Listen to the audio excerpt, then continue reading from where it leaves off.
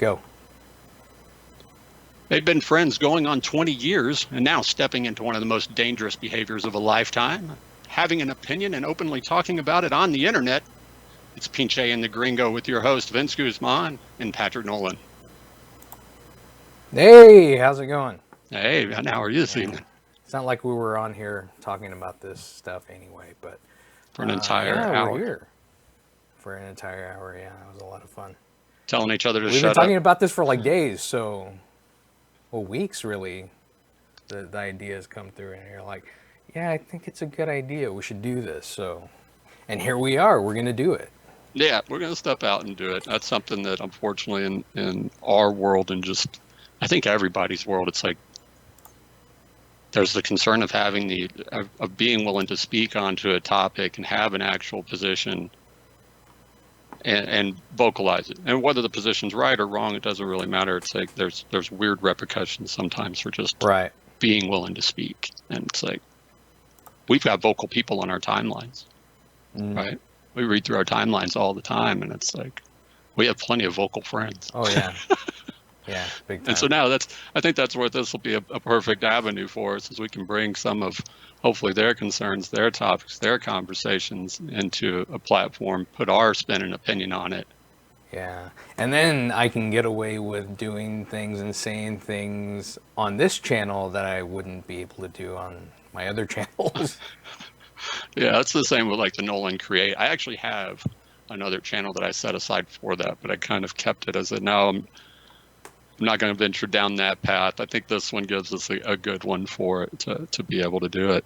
Yeah, I had a personal one that I was gonna try to do something like sort of similar, but just for myself, and I've used it like maybe like once or twice, but and then I take the videos down because people cry about it, but whatever.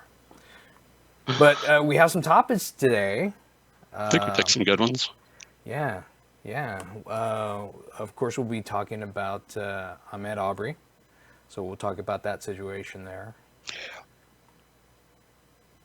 And we'll also be talking about the Dallas salon owner that was jailed recently.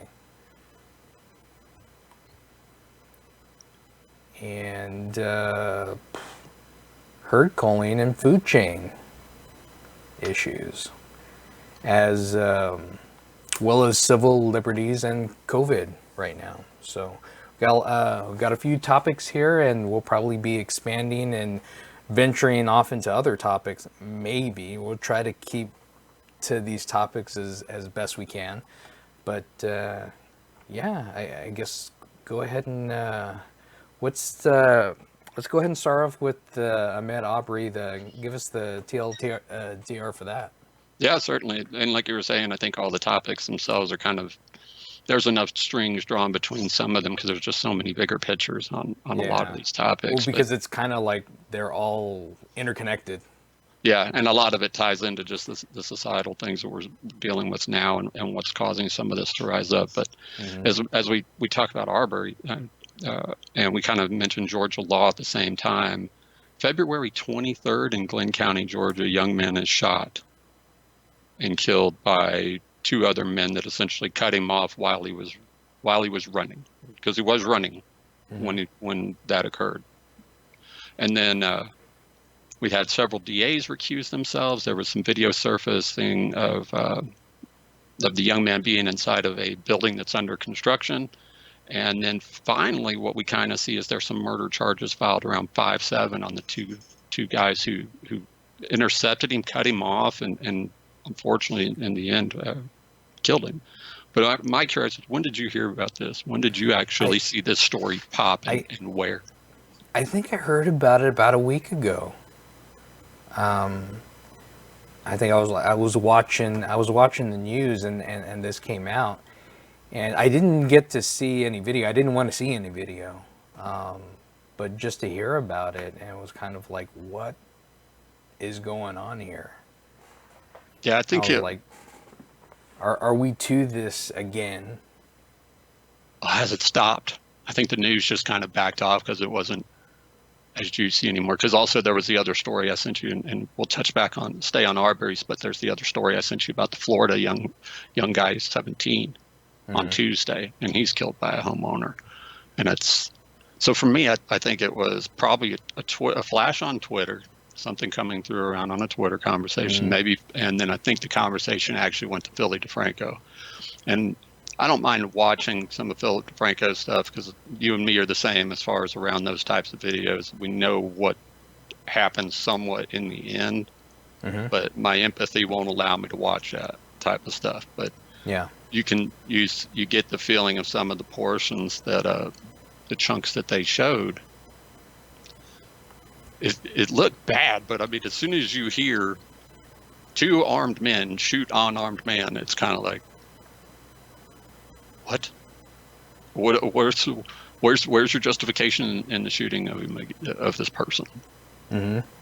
What validates it? And then you hear all of the excuses, or I'll say that's probably not going the right direction, but you hear all of the laws that people are trying to use and say, oh well, it's based on Georgia's trespassing law, which we know from Georgia's trespassing law that even if you're trespassing, that's kind of reaching. That's reaching if you're calling that trespassing. Yeah, well, even so he was in the house, right? At least his lawyer has confirmed that the young man was in this unconstructed house or in construction. It was in the middle of construction. But you can see in a lot of the videos and stuff and the photos that are there, there's not anything that says no trespassing. And was this like done at night or during the day, or when was it? Broad daylight thing. Broad daylight. It's a broad daylight thing. There are other reported videos that haven't been confirmed of Arbery. I'm sorry, I want to make sure we pronounce it right. Arbery being in the home several other times. But in each of those, and in the one where the last one that's confirmed to have him in there, nothing's being taken. The homeowner of that house he's reported it, but he's never said anything about something being stolen. So he hasn't been burglarized. He just knows that somebody's been in there. And it's when you look at the Georgia law bit, it talks about criminal trespass, but even in criminal trespass is a misdemeanor in Georgia. Right.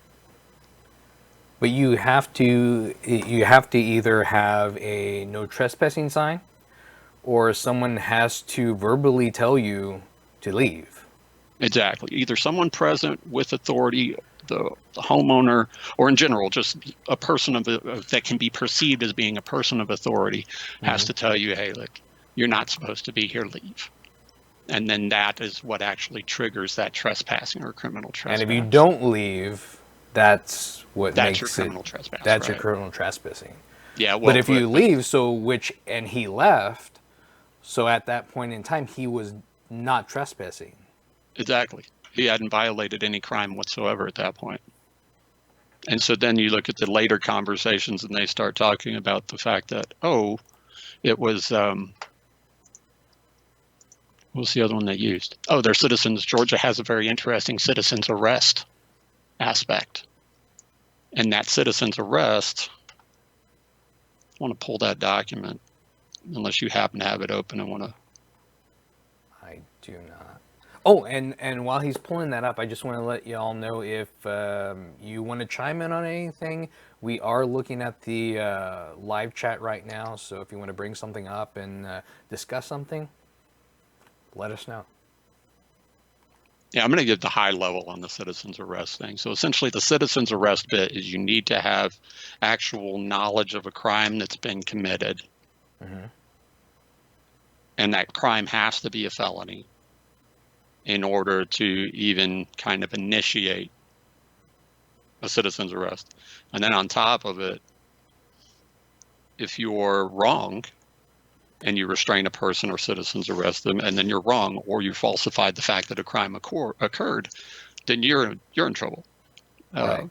False imprisonment. What is it? False imprisonment. Is that the actual statement? And then in that same aspect, and you'll hear this around a lot of self-defense folks talking about restraining or keeping a potential criminal or a person of any sort trying to restrain them or keep them contained until the police show up. And you'll hear a whole ton of self-defense and active defense type of people say that's a bad idea in general. Mm-hmm. But in this situation, even if they were trying to keep him there until the cops showed up, if the person tries to leave, which apparently Arbery did, that doesn't grant you, the holder, right to escalate. Right. Whatever your method is of trying to restrain the person. So we're 2 months, right? March, April, getting into May. Mm-hmm. We've had, I believe it was 2 total DAs that had bailed out due to connections with the shooter, the father of the pair, father and son. Nothing was said about anything. Charges weren't filed until this video surfaced. Right? Yeah, the video had to be leaked before it really started taking notice and started driving some traffic and some interest. Why wouldn't somebody kind of say, well, this kid just got shot, or this man just got shot? Why wouldn't they investigate it? That's where we get to places we said we didn't want to go on this show, because then we start playing in the world of conspiracy and the because things don't look great, right? They don't. Father of the pair has former ties to law enforcement, former ties to the district attorney's office. The 2 DAs actually recused themselves from the case. One of the DAs actually recommended that there's no charges should be filed, or that that one of them even put forth the suggestion of using citizen's arrest as a defense, which to me at that point sounds like the state bar needs to be investigating, because that's like violation of oath, is it not? But there's no arrest. They made no citizen's arrest. No, they shot.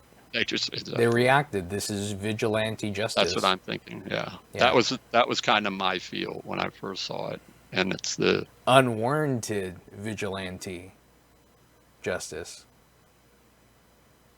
Oh, I have a hard time going with warranted and unwarranted, because in this situation, like you said, it seems it does kind of fit. Mm-hmm. To definitely be vigilante style, right? And they show he was unarmed, so yeah. Even if you have reasonable suspicion that someone is armed, I guess that we're assuming people think, and that could be wrong, right? Because even if the person, you can't assume somebody's armed, treat them that they're armed in a defensive encounter. Mm-hmm. There's certain aspects, especially, and I'm thinking also along the lines of Texas law, right? So, mm-hmm. And the education that I've gotten around licensed carry and self-defense, and it's everything in that situation from the time this is for speculation purposes, was there beer involved? Because at what point are you sitting on your porch going, that's a great idea to jump in the truck with our firearms and let's go chase this guy down? And it's not even your house.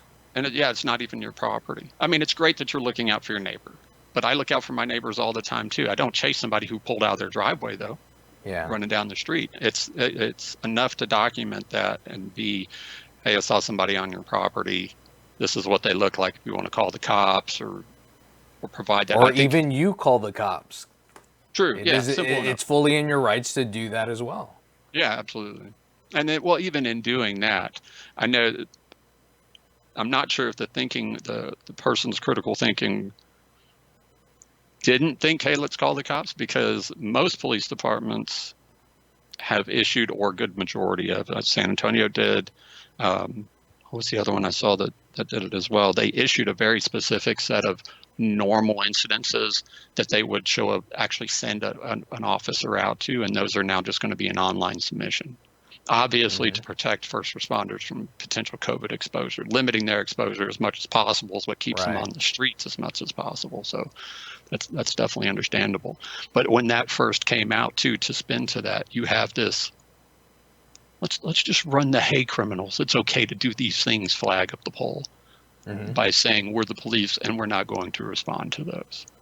Yeah. That could have been totally done without making a giant screaming, feel free to trespass, feel free to steal things, feel free to trespass, feel free to do whatever you want of these specific parameters that we're now just no longer going to go out and send a cop to. But here's also the thing. I'm going out there even today here in San Antonio and driving around. It's pretty hard to find a police officer, a police car anywhere.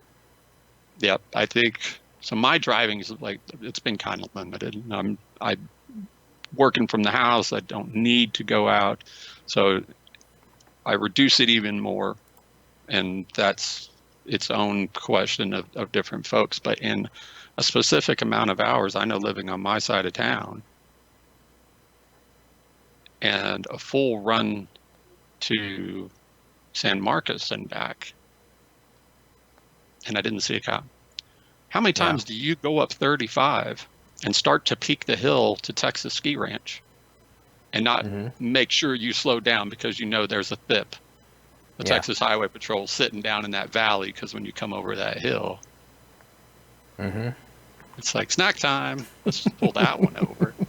There's almost always a Highway Patrol there or on the return trip. Exact same hill. Nothing all the way. Nothing. I actually only ran into local police while I was in San Marcos. Yeah. But that was all the way in there downtown, and we were practically in the precinct. So what are some of the things that came out in that we saw in the video? So let's give our viewers a little more information about that. Yep. So the video that actually leaked is from a third person, one of the neighbors, who was driving behind Arbery as he's running. I'd say he's a good half block behind him. The pickup carrying the two white men and eventually the one shooter, assuming single shooter, is ahead of him by about a quarter of a block and then stops. They didn't turn sideways and block the road or anything. They just stopped, but then he gets out of his vehicle and immediately gets out of the vehicle armed. I see no issue with Arbery's what must have been an instant change to the, I've seen it referenced the 3 Fs, right? Or even just the 2, fight or flight. So he's got to get into this point. The camera, that's the dude that's filming, he loses his perspective on it. So if everything's up ahead, his camera goes off and down for a moment. And when it comes back up, you can see Arbery's coming back around the front of the truck. And then that's where him and the armed guy, which I'm assuming is the dad with the shotgun, crash into each other. And then the camera goes out of perspective again. You hear shots. So it's it is a bit, because if you even think just in his mindset, if he turned to try and go back the direction he came, now he has this third car. We can't see for that car's perspective or that positioning. It's possible that car blocked the road. Right. If you turned around to a car coming down the street just like normal, would it affect you as much as if you turned around and saw a car turn to block your path completely? So suspicion would be that he turned around and saw that he's basically getting boxed in and returns in the closest direction he can. But it looks so he's unarmed. He's got his current path that he's running. He's on the left side of the road running against traffic. The truck is on flow of traffic on the right-hand side, stopped, and then that second vehicle that's filming, one of the McMichaels, actually both of them exit. And then it looks like Arbery goes around that truck, and then you have the altercation and the shots fired. Wow. But this, where does this take us? What does that mean? And why are we? Yeah. Oof. I mean, it's hard to really go and,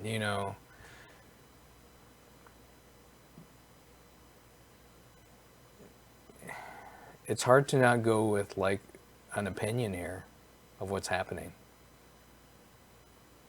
It's really hard.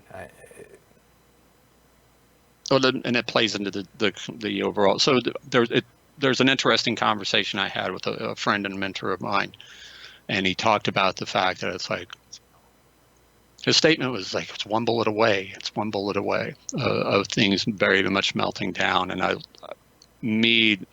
I'm not exactly known for being an optimist, right? But I'm like, I don't think that's accurate. I think that the volume of good people as a whole vastly outweighs the volume of bad people. But the problem plays into our media and our news cycle, and what's fed to us from that is only the bad. And then it's glorified, and the wrong types of things are glorified, and then the right things that should get the attention, such as a case like this, appear to almost be trying to get swept under the rug. And the media, somebody in the media had this, because there's a story, we posted it, right? Yeah, there's an actual story from the day after the shooting occurred. So it was in the media. Mm-hmm. The media is like, oh, yep, I got shot on Sunday. That's all you got? Yeah. Is that how bad Glenn County, Georgia is? Is that how bad? Is it a relatable to? And I'm going to use. So let's just pick any other larger city that experiences these types of death tolls on a daily basis, regardless of manner of loss of life. That you would just allow another tick mark to go up on your death count. See, but this didn't even come out till 5/8. The video, right? The news on it. That link, the story. Yeah, link? that story. Yeah, the one that's from Reason in Criminal Justice. Yeah. Took Georgia officials 2 months to arrest and charge a father and son with Arbery's murder. Because I had the other story linked in there as well, where I'd found the original reporting from it, because they were straight up reporting on it the very next day. But it was a tiny little paragraph, which is disturbing enough that you have just this tiny little paragraph. The stuff that I really hate seeing is the narratives that are being drawn on social media. Mm-hmm. Some people want to show him in his prom outfit. Others want to show him in his khakis and white shirt and jeans, and it's like they're trying to use old studies that have been proven that you can make somebody look bad with just a simple photo. Yeah. So, but this is something. I mean, we'll keep an eye on this one, and we'll come back and see. Yeah. I mean, I wouldn't place too many. I wouldn't be a betting man, I guess, but in my thoughts, because it's I would see so the charges have been levied as murder, and I'd see they're probably going to land in two areas. There'll probably be a pitch for a manslaughter case, and then there's the murder with an actual aspect of premeditated. And then it's up to 12 to decide. And it comes to I mean, I don't know. I could see. I'll go on it. It's more than manslaughter. Come on. No, yeah, absolutely. I'm just saying, looking at the courts, that they would probably put those two options on the table. And so seeing that, I would, for me, I would lean towards murder with accessories for the son. It fits, but I'm not a lawyer. I'll go on record as saying I think that's what it is, because there's just, I mean, there's all sorts of stupid ways that you could have pulled up next to him and said, "Hey man, what are you doing? Why are you running? Why are you in that house?" And that, in some cases, can be enough to go, well, I'm not going back to that house again. I'm just going to get out of here, which is what I was already doing. So I'm just going to keep running truck. You do whatever you're going to do. But instead, they took it to a level that should have never been reached. There was no valid reason for that. So just as we'll revisit this as the story kind of unfolds a little bit more. I think there's going to be a little bit more to this there should, aside from the case itself and the loss of life, there should definitely be investigations into the and I'm sure there's going to be a lot of protests with. We will hope. Well, that was actually what I was going to jump into is the Black Panthers showed up armed on May 11th. Teamed up with the Black Motorcycle Club riders. Okay, I'm reading directly from Twitter, so if this comes out like crap, it's not my words. Black Panthers teamed up with Black Motorcycle Club riders to protest against the racist murder of Ahmaud Arbery. Okay, media sucks, because why do we have to go with motorcycle club riders? They're specifically calling out two specific groups here that both of these groups actually land within the FBI gang database. So using the media and people tweeting on it are using those specific words to try and draw a negative light. To kind of show them as being militant. Right. Which, for me, I mean, I can understand this show of force, right? And the screaming conversation from this that we always hear is that a whole bunch of white folk did it, right? And nobody else could do that. There'd be bloodshed. It just happened in Georgia, and I don't hear a single shot fired.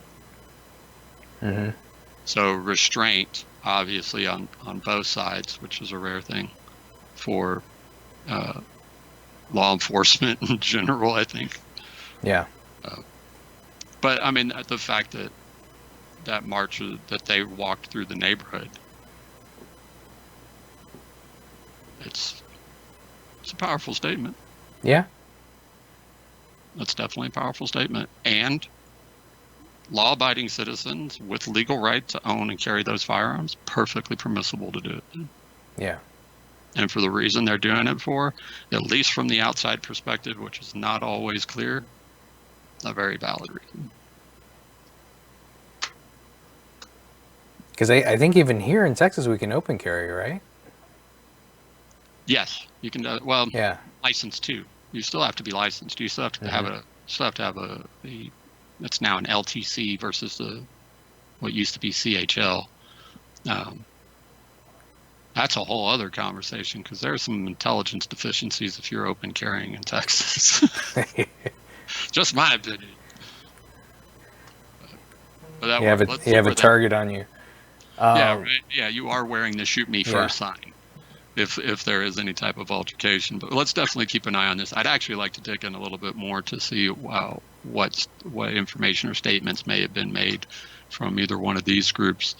Because if we think across the past couple of years, this is the first time that I can recall seeing this, specifically the Black Panthers doing this now, in recent time. Yeah. And I could be totally wrong, because... Well, I haven't heard their name come up in, like, ages. Long time. Yeah, me either. So it'd be interesting to understand more of what they are. I don't even actually remember them coming up, hearing about them in my lifetime. What do you mean, just as an actual group, or you mean like in a nonfiction? I mean doing something. Right. During my lifetime. Right. Yeah, I think this would be the until only now. I could say that. Yeah, I'm on point with that. This could be the first time I see it. I'd be interested to hear their statements and hear what they say. I'd like to. But moving on to other stories. Yeah, we definitely need to do that a little bit. Dallas salon owner jailed. Yeah, for reopening after the governor's order was put in place, and then a secondary order, which is allowable by a Dallas judge. But here's the thing that gets me on this. So give us the background on this one. So dates, I'm going to mix them all up, but I'll try and put there's a lot of dates. as possible. Yeah, there's so many dates in all of this. But essentially, so the state issues its emergency proclamation. The judge, and this is Clay. There we are. Dallas County Judge Clay Jenkins puts off a amended order, which he issued on March 22nd of 2020, ordering non-essential businesses closed. Salon, no, I'm going to say a wrong name. I wouldn't want to butcher it yet. Salon a la mode, yeah. We have Salon a la mode. Before we get in there, we have an old comment that I just got in, actually from my dad. Always been around, just more in the open because they feel legitimized by POTUS. That's interesting. Yeah, they definitely know they've always been around. I mean, I just don't know if they've I don't think we've heard many stories, any activities of them actually doing stuff like this in the recent years. But your dad's last part's pretty interesting. Feels legitimate by POTUS, because that plays on both sides of that argument. Don't we have a lot of other folks that feel their racial tendencies are now? This is what I see from the media. But aren't we seeing that same thing, that groups of a racial motivated bias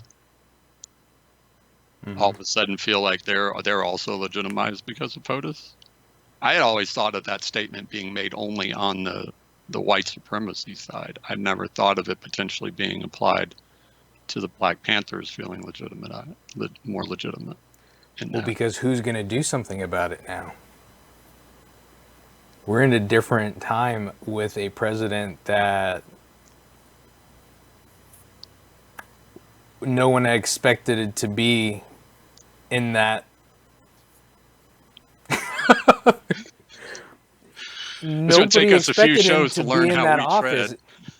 He didn't even think he was going to win, but he did. I don't know if you call it a win, but whatever. Yeah, we might need to just pull a whole. It might be nice to pull a whole session on the discussion of that too, because I mean, we have our individual positions on POTUS, sure, but they're not actually apart. We have a very similar type of. Yeah. I mean, but I'm still very much of, my basic generality. If you happen to consider your career or your career aspirations as politician, you could be my friend, but I'd still call you a piece of shit. Politicians are lower. I mean, I rank car salesmen higher than politicians. And I don't mean the car salesmen we have today. I'm talking about mid-70s, dirty, slick back hair, great polyester suit. Car salesmen are at a higher rank than politicians. Yeah. So, love them guys. Vote prostitutes, as my macroeconomics teacher at SAC would always tell me. But essentially, we'll hit our salon owner. She was March 22nd after put in place. April 24th, she was like, to hell with this, I'm opening up for business. She was doing things according to WHO and CDC type of guidelines. I remember seeing footage on this when it was first being aired. She has people sitting outside. She has people wearing the traditional PPE blue mask, and they're in plasticware lawn chairs about 10 feet apart, going down the aisle, and she's bringing them in as they're needed. And if you look at the situation, and you look at a salon, and you look at the distances between chairs, some of the smaller salons let's say a Supercuts or something. Now, obviously, the distance is much smaller, but at a larger salon, a little more higher end salon. So the example, which I believe hers is targeted to be, the chairs are much farther apart within that social distancing Right. position. So that's what they were following in that. So the judge issues a cease and desist letter from the county judge, and then they show up to that. They call it a demonstration, but it was a damn rally at Frisco, a protest at one of the Frisco courthouses, and she tears it up, and of course a lot of people are cheering that on. But this brought us to that conversation: is all we've ever heard is an emergency order or emergency proclamation has been made, but nothing was ever, to me, I never heard, this is what happens if you violate it. Well, I have mixed feelings about this story. I understand that a salon owner wants to go through and make money. We all want to make money through all of this, and that I understand. A lot of people think she was jailed for having her salon open. That's not why she was jailed for a week. Why she was jailed for a week was for contempt of court. Well, she was jailed technically twice. She was arrested. She was arrested and placed in a cell. But she was placed in a jail for a week because of contempt of court. Where is that? I remember reading through this. So yeah, she spends the week in jail. She's found in contempt of court. But the whole thing that kicked off the now $500,000 funded GoFundMe was her being arrested and being in jail. Mm-hmm. So she was arrested originally for violating that order. Temporary restraining order signed April 28 by District Judge Eric Moy, but she continued to keep the business open.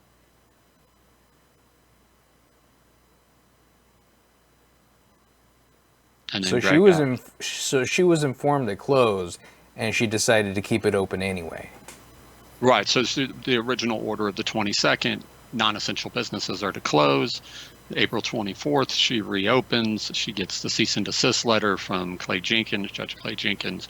She violates the order and stays open, and then tears the order up at the rally or the protest at Frisco. Mm-hmm. And then keeps working, keeps everything open. So at that point, tears it up and throws it on the floor, right? Yeah, tears it up and throws it out into the audience, which is, I guess that is a citizen's middle finger. That's a slide up yours, potentially. But I've never read it anywhere that you can't tear up a court order. But I do feel that it certainly must have led to judicial butthurt, where he tried to force her to apologize in his court, which I gotta say, even though, and the thing is, what sickens me about it is the fact that instead of just asking for the apology, he tries to instill fear to make it happen, which is cowardly, because he says, oh, maybe I'll levy a fine instead of sending you to jail if you'll kiss the ring, so to speak. Mm-hmm. And when she says, I'm not apologizing, so then she's going to jail for 7 days. He could have levied the fine even without it, but then it would have weakened him, made him look even weaker than the obviously weak person he already is, by trying to force the hand through, well, you apologize or I'm sending you to jail. And hey, just to sweeten the deal, if you apologize, maybe I'll be kind and give you a fine. Right? It's appalling. But also, so let's take another step back. Though. Yeah. Go to the last time we were working a minimum wage job, or somewhere around $10 or $12 an hour, right? Which was still decent pay considering $7.25 is still a realistic number nowadays. Yeah. And take that time in your head and lose your job in this situation with that type of pay. What is the possibility that you have a savings account? Rent due. Yeah, then no. There is no savings account. So with Not what back in the day, we she were living did, paycheck to paycheck. exactly. So Mhm. looking at what she did, I can imagine myself doing. I've done drastic things to make a paycheck. Mhm.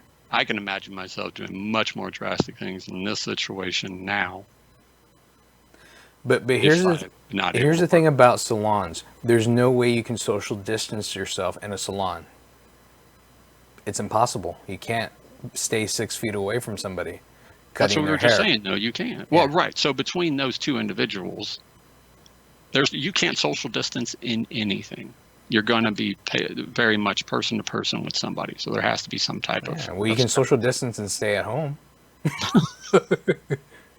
You're social Real distancing. far. So if you're a salon person, have you been to any type of doctor, dentist, salon since Yeah. since all Well, this? I haven't, but my wife has.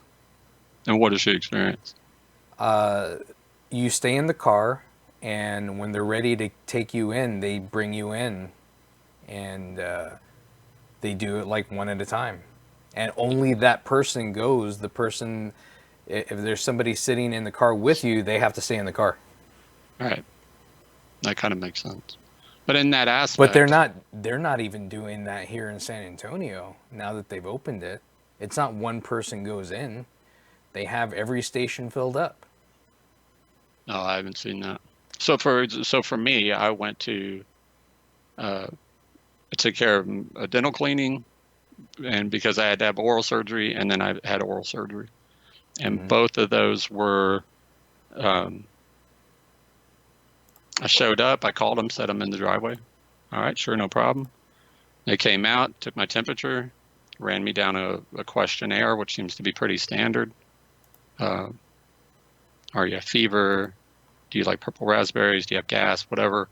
And then, okay, you're good. So it's going on your honesty of, hey, I'm not sick and spreading disease, which if I was sick, I Hmm. wouldn't have shown the hell up. But some folks would still do it, right? We go in and it was legit just my key personnel involved in whatever procedure it was. And that was it. Right.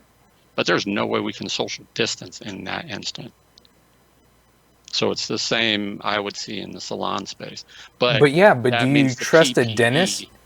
Do you trust a dentist office to be better equipped to handle that than a salon owner? I don't know if I would trust one. I mean, I'm not going to look at either one and throw a steak on the floor and pick it up and then go cook it. I don't care Hmm. where. I don't care if you're a dentist or a salon. I'm not picking that back up off the floor because no matter what, there's a certain amount of cleanliness that just you Right, hope but and you it's expect. completely different. The cleanliness is completely different from a salon to a dentist office. A dentist office, they are dealing with the mouth, which has a lot of germs, and you're exposed to all types of diseases that come from your mouth. Like a human mouth is like one of the dirtiest things out there. If you get bitten by a human, that's like really bad.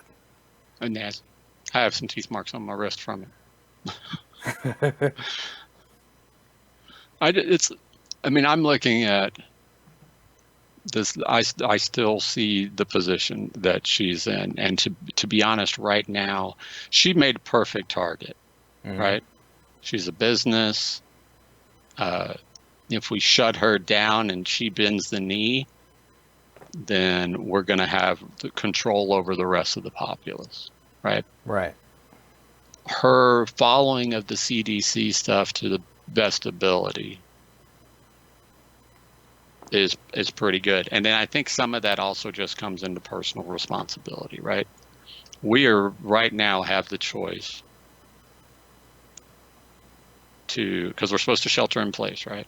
Hmm. That's the request. The shelter in place thing, there was still a choice. We know it's an order and it's a law, but you need to stay at home unless you need to go to the grocery store or go to these specific places. Right. And in that aspect, people still chose to go to the grocery store. Or because let's face it, things are not equal across the board. Not everybody has access to various tools, the internet, order stuff online, things like that. There's still folks having to line up at H-E-Bs and Walmarts and all this stuff. So at that point, that's where I'm leaning on the aspect that the business controls their environment, and then it's up to the consumer to choose to go and do that business and put yourself at a risk. potential risk, right? Right. And they leave that down to the consumer. But that's the thing about this virus. You're not just putting yourself at risk. Exactly. That's the difference. And that's why I'm conflicted about this.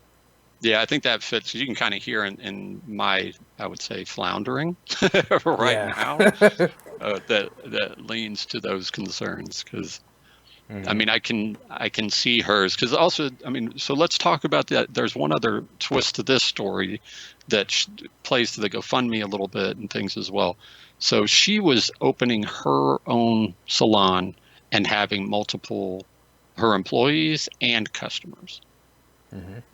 Laredo had 2 women arrested that were only seeing single clients in their home, one at a time. Now, we can't speak to cleanliness and hygiene and all of that aspect, but the effort the Laredo Police Department went through to arrest 2 women was on the level of a Miami Vice episode. Crockett and Tubbs are going to split up and go to 2 different ladies and say, hey, I want to get my eyebrows threaded. And they're going to meet on the black market. I didn't read more into this story. You didn't read that because this is kind of aside. I don't know if they were asked more than once to not do it, or just because that once that it happened, that's when they got arrested. It was a whole undercover op to bust them. Why would you spend so much money to do something like that? That's kind of a waste of money. Yeah. Why would you? Because how much did that cost? How much tax money did that cost to do undercover cops and get an evidence or something versus? And that's why bust. It's Laredo. Go bust people. That's like the gateway of where drugs come from. They just go down 35. Why don't they go after those people instead of going? See, and even then, I'm still conflicted about this because, yeah, they're putting themselves and other people at risk, and not just the people that are affording to take that risk. Right. Well, that's like, I mean, because if you're enough to take that risk, who says you're not going to be taking other risks other places?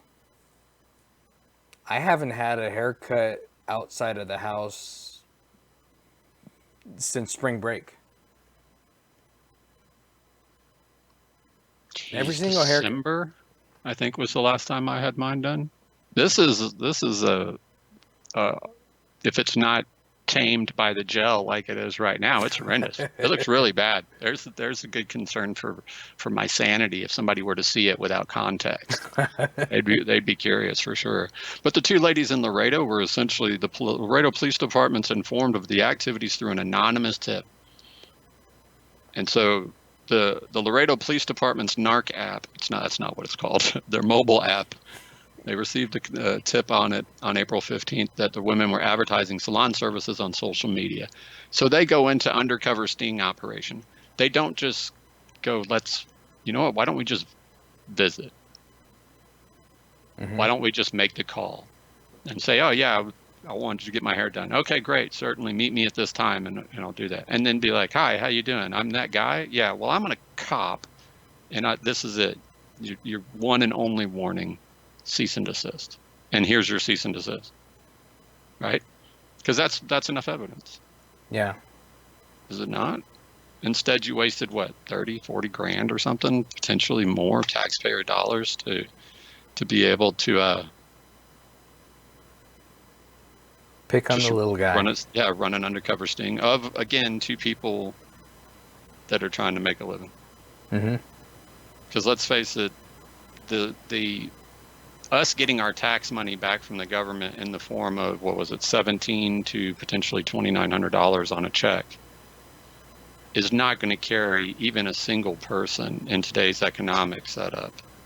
I mean, it can, but you'd be doing some very strategic budgeting. But it's not going to do it for somebody who has a $600 or $700 a month apartment rent, plus groceries, plus electric. Talking about groceries. Yeah, exactly. Leads into our next story. The herd culling and the food chain handled by the local distributors. Yeah, that's what I was curious on this, because I started seeing stuff pop up of pork farmers and cattle farmers, so pigs, cows, etc., being told, these farmers being told to cull their whole herds back. Mm-hmm. Essentially, it's just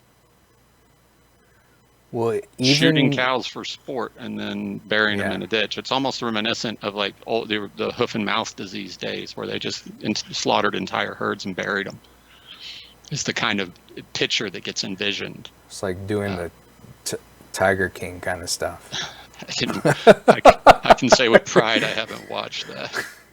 But so in that same thing, a lot of the meat plants are still open, or said to stay open, considered essential. But a lot of those folks are getting sick.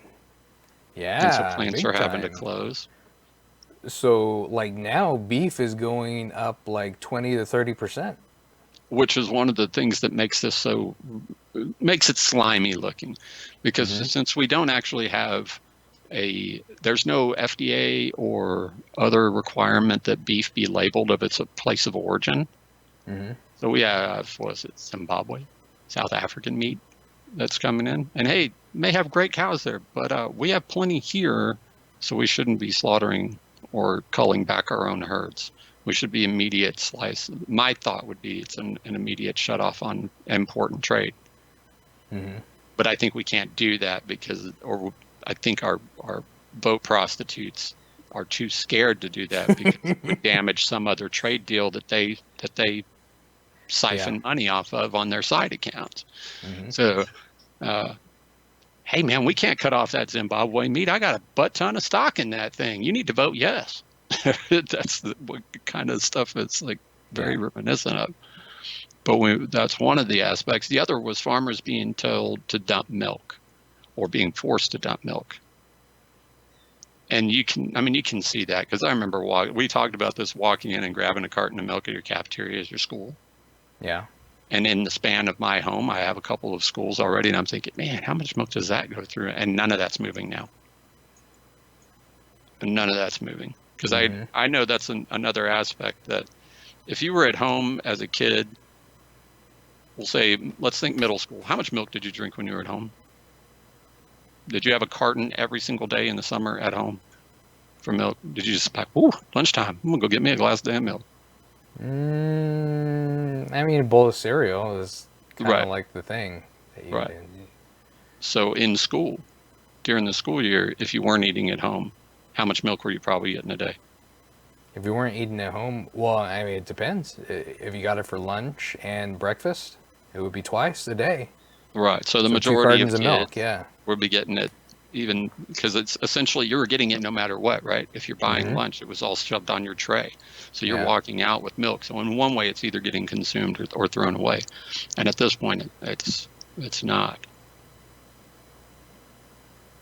So we have that mass drop. And with that, it's like, so why are we not seeing more attempts at direct sales? And I think that answers itself on the potential for people being willing to be exposed for that option to purchase, because everything is a potential exposure risk. But in that same aspect, what does this do for us? If we are indeed culling back our beef cattle herds, culling back our pork herds, dumping milk, drying up cows early, so they're not producing milk, where does that leave us as we start to ramp back up? Are we not essentially putting are we essentially not building a shortage ourselves through these actions? Yeah. And then as we ramp up, it's a magnified shortage. That's my thinking. I mean, I remember macroeconomics class. The guy taught some really good stuff, but that, to me, that just makes things. What is the biggest thing that everybody screams is damaged right now? And it is, and it gets damaged more and more every day. The economy, right? Right. So what's a really good way to fix an economy? When you start getting a good number of people back to work, which they make it sound like it's so easy. It's like, we're reopening the state, we're reopening the country, we're gonna get everybody back to work. This is gonna be great. How many of these people have ever hired a person in their life? Have you gone through the process of hiring, right? Mm-hmm. The steps that you have to go through to actually make the hiring call. It could take months. It takes months. It can take months. And then even at the sub $15 an hour level or more, I'm trying to, there's bound to be a proper word for it. Hotel, front desk, housekeeping.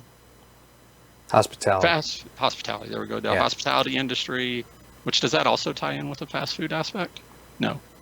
Fast food being kind of considered its own category. Fast food in itself has stayed open somewhat, right? Mm-hmm. A lot of them have. But even in that, and I'd be interested if we have anybody in chat or anybody that can pipe into this. I worked at McDonald's at one point, but if you're in that, how many of your own coworkers have been let go, even though your business is still open? Is McDonald's still Is McDonald's still employing 40 people like it used to? A specific building. I'm using a number drawn out of my head. But if a specific location employs 40 people, is that number still the same? Has it been reduced? Are we running longer hours on different shifts? And then we ramp back up. Yeah. So it led to the other thing we talked about with how we're getting our groceries. Mm-hmm.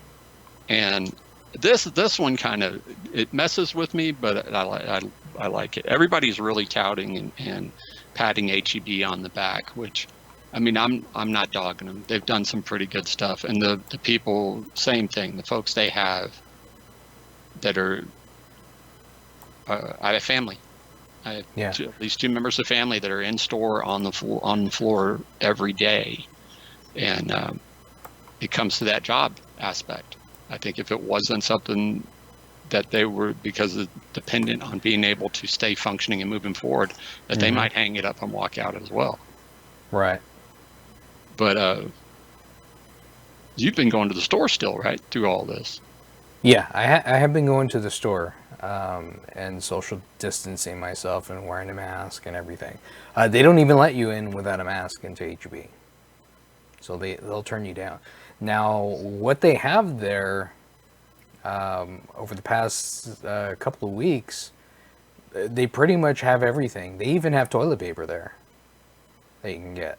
Now, I can't get that at Costco every time, but at HEB you can get that. Now, I hear it's on the complete other side for the online side of it. But here's my thing on HEB and the online. Is HEB is a very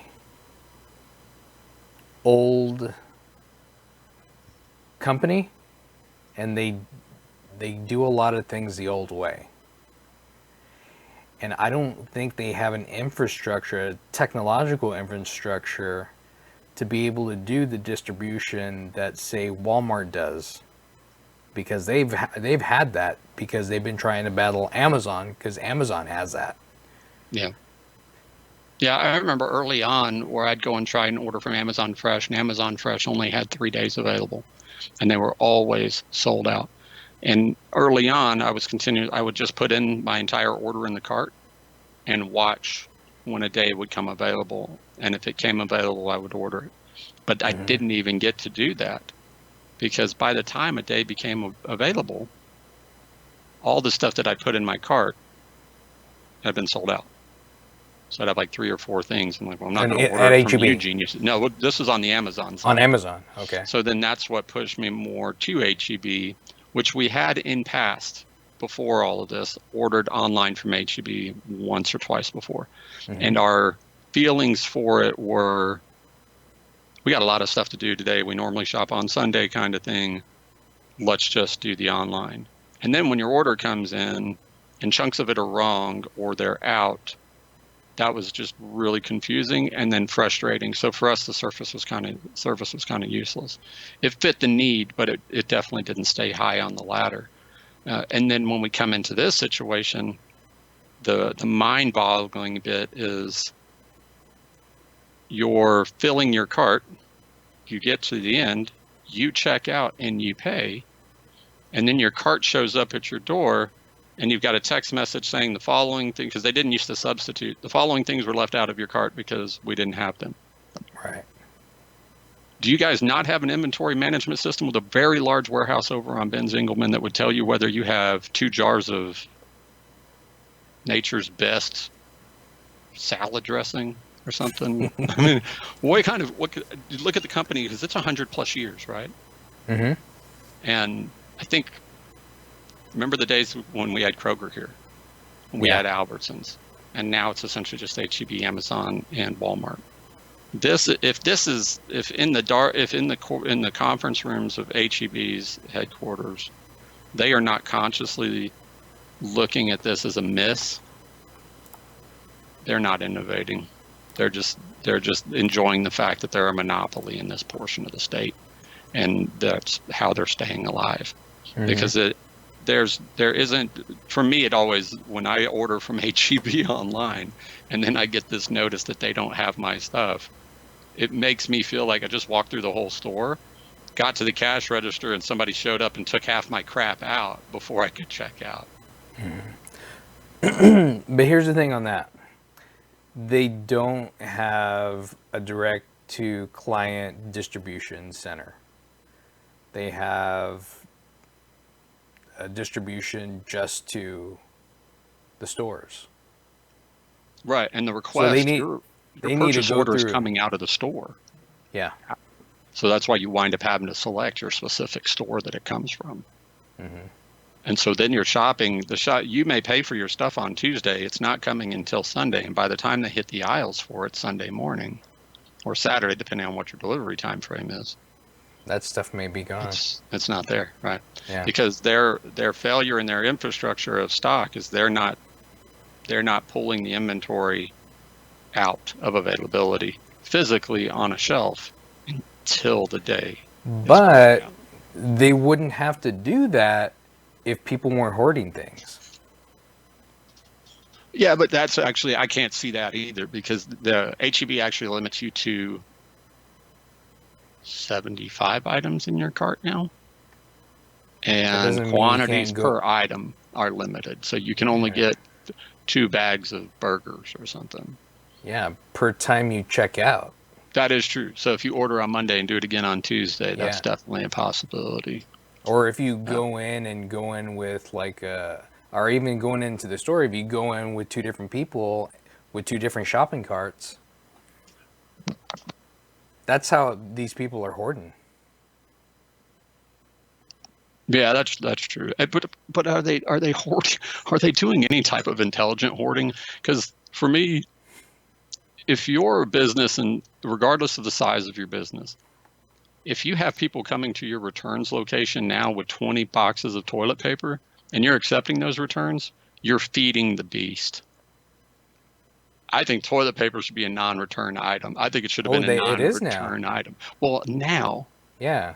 But it took them I don't like think a week. Anybody... It took them a week to do that. H-E-B. From the way early. Yeah. Because it's like nobody sacked up and said, no, we're not going to take your returns. Because I mean, I don't know, this could sound pretty mean, but I think it would be kind of funny to have somebody sitting in their lazy boy crying their eyes out, surrounded by toilet paper that they can't return. But then it makes me feel kind of bad, because I start to think of, well, what kind of decisions led them in their life to thinking, the world's ending, we need to be able to wipe our ass. You know what I mean? What leads to that thought? Well, for the longest time, I was getting low. no firearms, no just medicines or hydrogen peroxide. I need some butt wipe. That's it. I'm running to the store for butt wipe. Yeah. That's just, I don't, was it an alien thing? Was it a tinfoil thing? Was it? It was. I blame like the prepper shows, the Doomsday Preppers. I've watched some of those. I haven't seen, I can't say that's where I would draw it The from. Doomsday Preppers and the Extreme Couponers. Oh, yeah. I blame them. That was nuts. That's So, something that we can't do here in San Antonio. no. Unfortunate. What's that, extreme Let us- couponing? Yeah. Who does double coupons anywhere? Oh, no. Nobody anymore. Yeah, sure. nobody. When you start walking out with stuff on a, you're actually, they're giving you money back. So where do we go? Do we want to hit our memes? We're a little bit over our time, but A little bit. We're quite a bit over. where were we going? We were going for an hour. I think that suits Yeah. time-wise. Yeah. I think we covered the topics in the same way that we would. I mean, granted, the amount of research and stuff that we can put into the free time we have to be able to bring it to the conversation, that's good. Yeah, I really think we need to talk about the civil liberties and COVID. On the civil liberties portion, yeah, Mhm. definitely.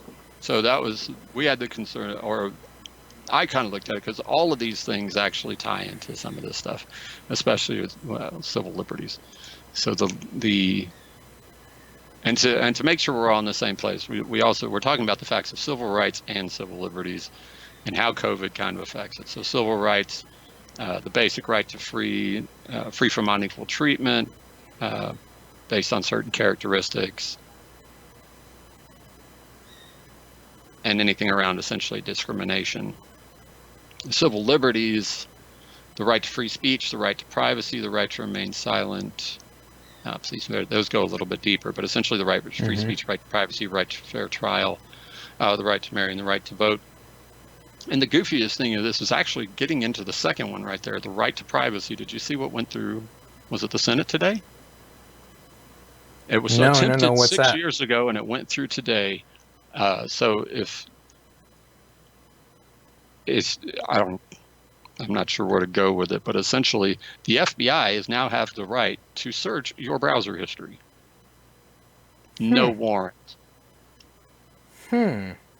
So in that, it's like, okay, so, and this will play into all sorts of people's. But the NSA was doing that anyway. Right, NSA has been snooping into all this stuff anyway, based on that sham of a Patriot Act, with the power grab from 2001. And it's the same now. The politicians using fear as a way to reduce a set of liberties and go, oh, trust us, we can handle it for you. No, not going to happen. So what do we see happening with that now? Because we're already seeing free speech issues. YouTube and Facebook and Twitter, there's free speech lying trash fires from day one. We know that. But they're now publicly silencing valid resources of information and false sources of information. But it's freedom. It's supposed to be freedom of speech. You can't stand on a pedestal and tell me you're for freedom of speech and delete somebody's video and keep somebody else's. Right. We have certain guidelines that we would not allow something to be on the internet. And beyond those very few guidelines, the information should be allowed on the internet. If your site, such as YouTube, Facebook, Twitter, decides they don't want to, then they need to be reclassified. Was it Section 203? Is how they currently get around certain things, making them not liable for anything, but gives them control of everything on their system. And that needs to be revoked.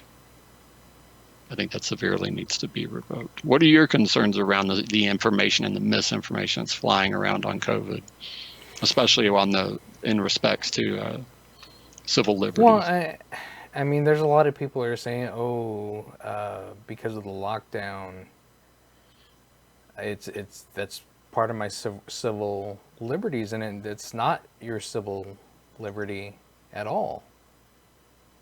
None of what's happening right now has anything to do with your civil liberties. You can still go out and buy stuff. You can still go out and drive wherever you want. I mean, what rights are being negated here? That's what I don't get. That's why I don't understand why people are saying that. I think that comes to that. There's definitely a lack of understanding in that aspect. I think because it's uh, even if we look at the different aspects of the full Constitution, uh, people are like the order. The order. I've heard people say the order is not law. Have you heard that? Mm-hmm. People don't see it as law, and that kind of drove us to the conversation of, well, is it or not, and what are the repercussions? But here's the kind of like two speak that they talk about. When the politician talking about it, they call it guidelines. These are the guidelines. Yeah, I think they're They don't call it this is the law. You have to obey it. They call it guidelines. Yeah, and that's they're idiots and they're powder coating. They don't want to speak the truth to the fact that Greg Abbott specifically puts out a proclamation, right? Proclamation is a state of disaster. He only has to see, the governor has to find that a disaster has occurred or that the occurrence or threat of a disaster is definitely imminent. COVID pretty much fits the bill for him to say, hey, I think this is a disaster. Mm-hmm. And then everything goes in place. And what we run into is he's then able to put out any type of executive order. On that executive order, executive orders, proclamations, and regulations have the force and effect of law. Mm-hmm. And then that kind of led us to, well, what does that mean? What are the repercussions? And we found that if you violate those orders, there are certain items set by the state that can occur. One was a fine of no more than $1,000 or a term in jail no longer than 180 days, which has been rescinded. You can still be fined up to $1,000, but you cannot be confined.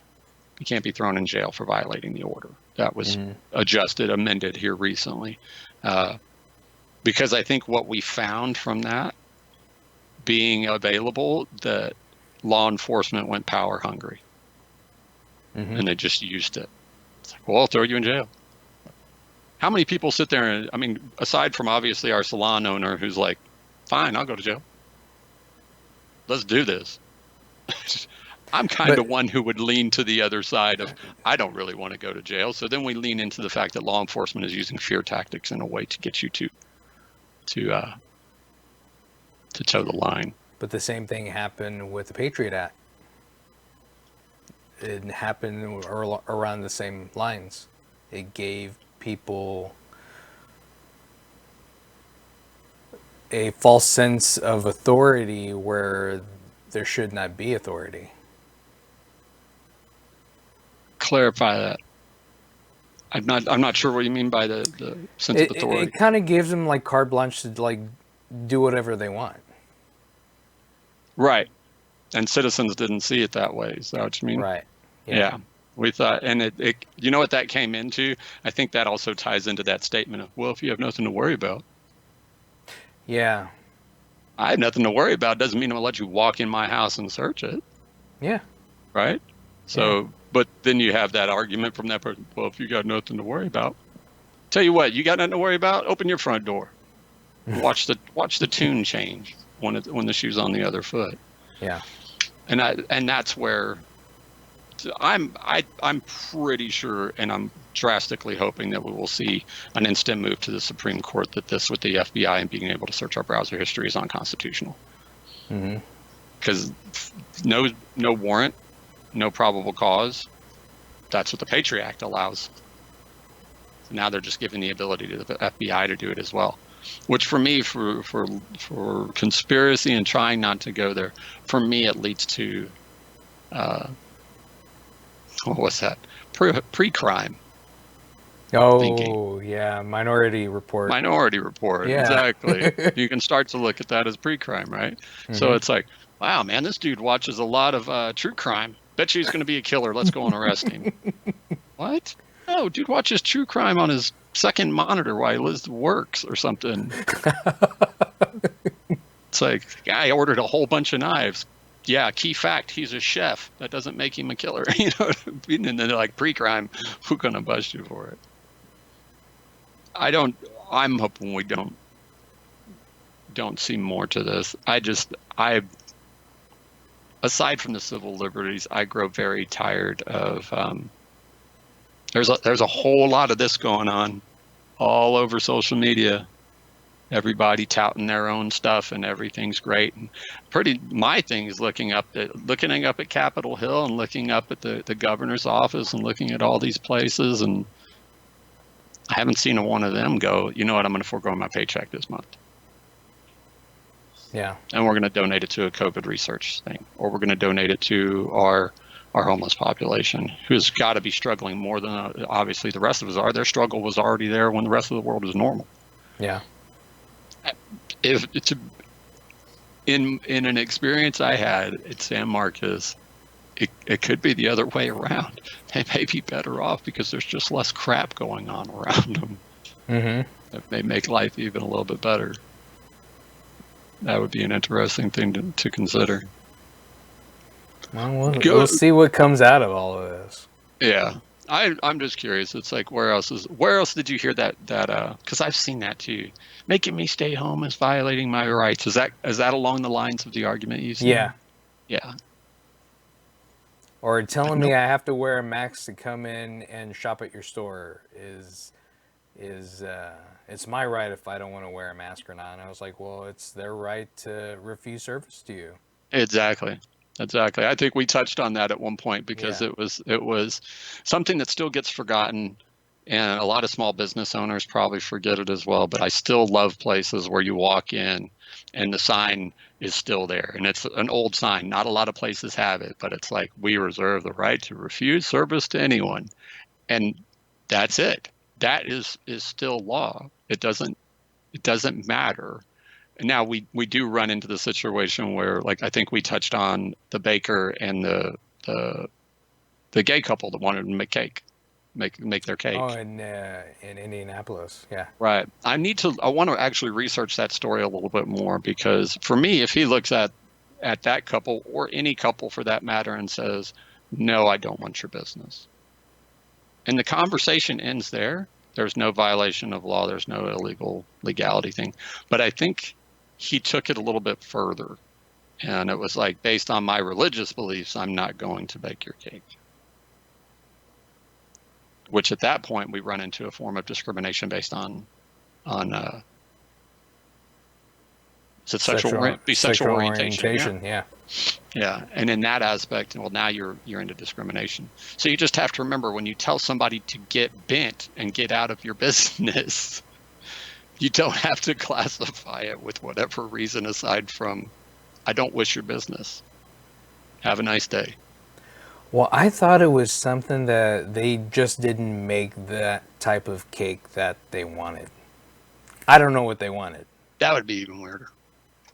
What do you mean you don't make a vanilla buttercream?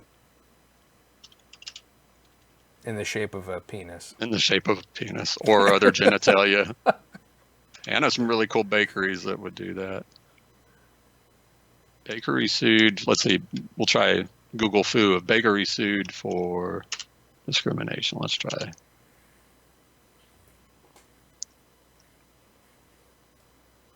Oh, they sued him again. Well, the source of the story would have to be spec, unfortunately. Court rules the bakery illegally discriminated against gay couple. This is from the ACLU. A Colorado judge determined today that Lakewood Bakery unlawfully discriminated against a gay couple by refusing to sell them a wedding cake.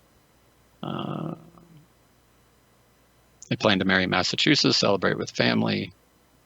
inform them that, yeah, he basically said, because of my religious beliefs and the store policies to deny services to customers who wish to order baked goods to celebrate same-sex couples' weddings. See, this one I still had a problem with, and it's not homophobe. I'm conflicted about this one too, because okay, if they're not going to serve you, then give your business to someone else that Right, will. right. And it's so, Start patronizing somebody else that will do that for you. right. Spend your money elsewhere, which I'm sure they wound up doing. But what did we end up with here? We have a baker who got sued, and I believe is still in business. Mm-hmm. Who won? The lawyers. Yeah, the lawyers won on this one because they're Lawyers making on the money both off of sides. it. And it's, I mean, the because then we have cancel culture, right?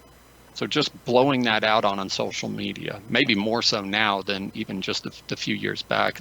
So how old is this? Unfortunately, not dated. Yeah, unfortunately, not dated. But that's the difficulty, is now you wind up with businesses doing that. Businesses are like, well, I can't say no.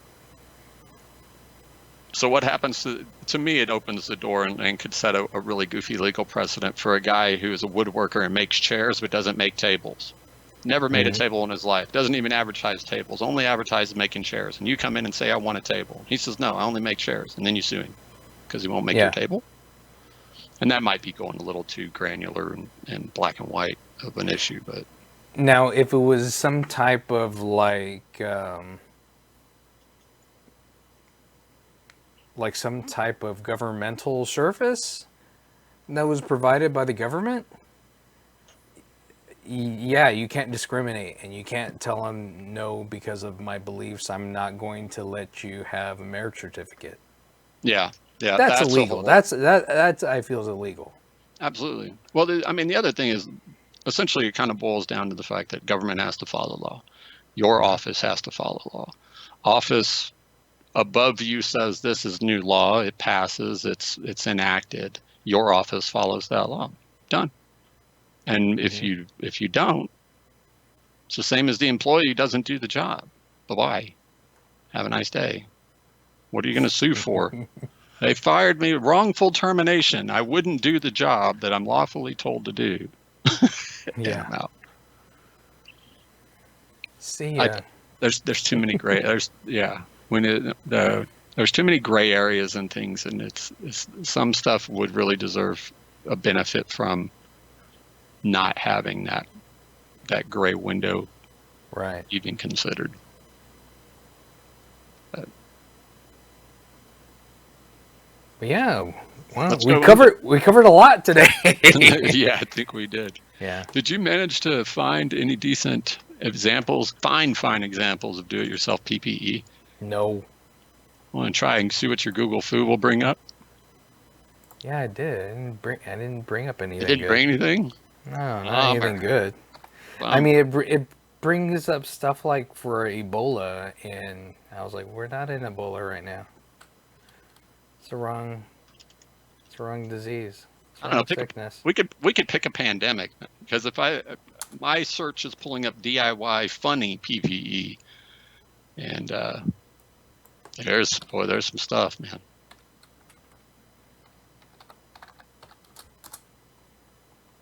Which some of them are far out. Others I have to actually just applaud.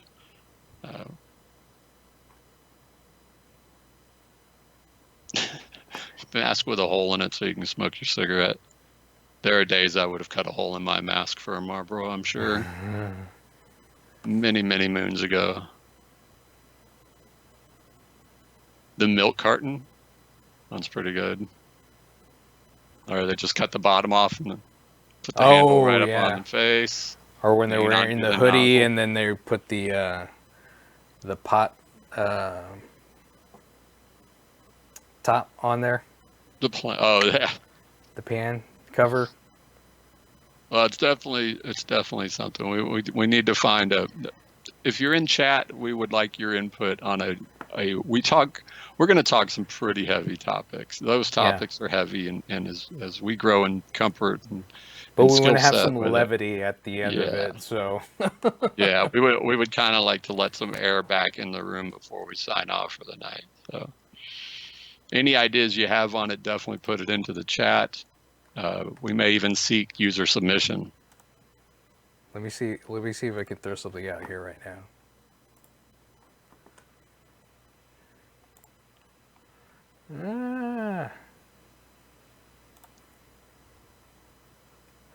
Here, Yeah, see, that's go. a styling grandma though, man. That Yeah, kind of there we go. All motorcycle mask. I need that. That should be pretty good. I like the bottom left. The like screaming mouth one looks pretty good. Oh yeah. That'd be pretty fun. Very cool. Good stuff. We'll have to pull some together for next week's show. And we're looking at next week, some topics that we're putting out for there, and we're open to some others.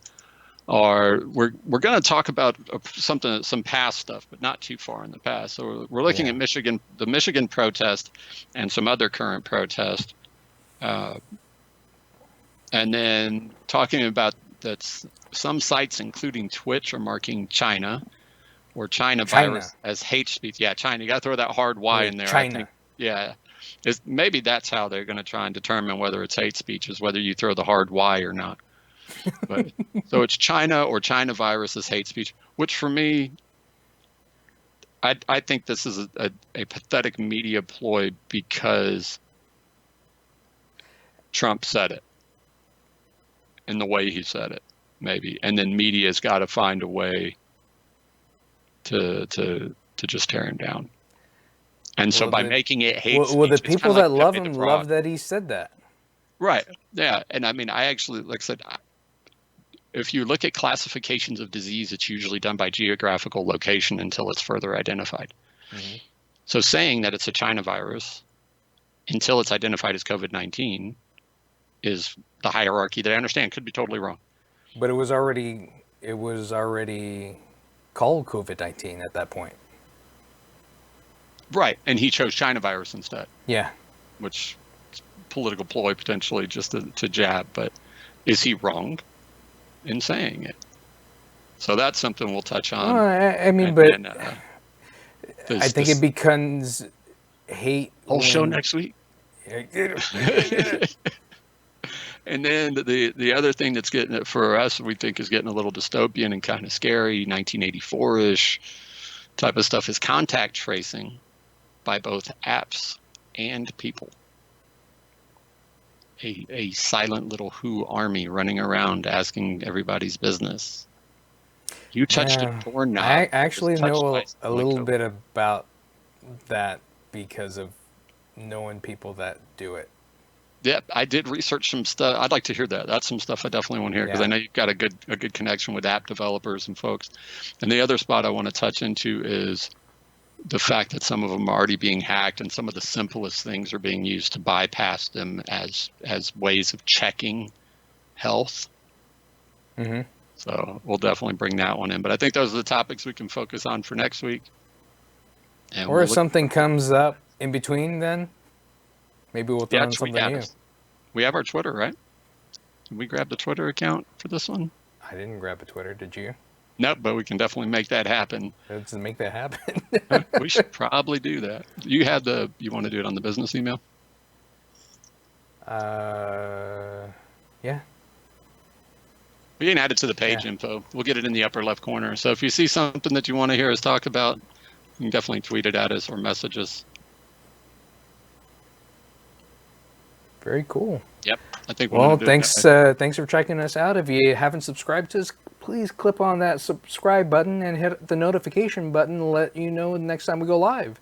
But I'm Pinche. And I'm the Gringo. See you later, guys. Take care, everybody.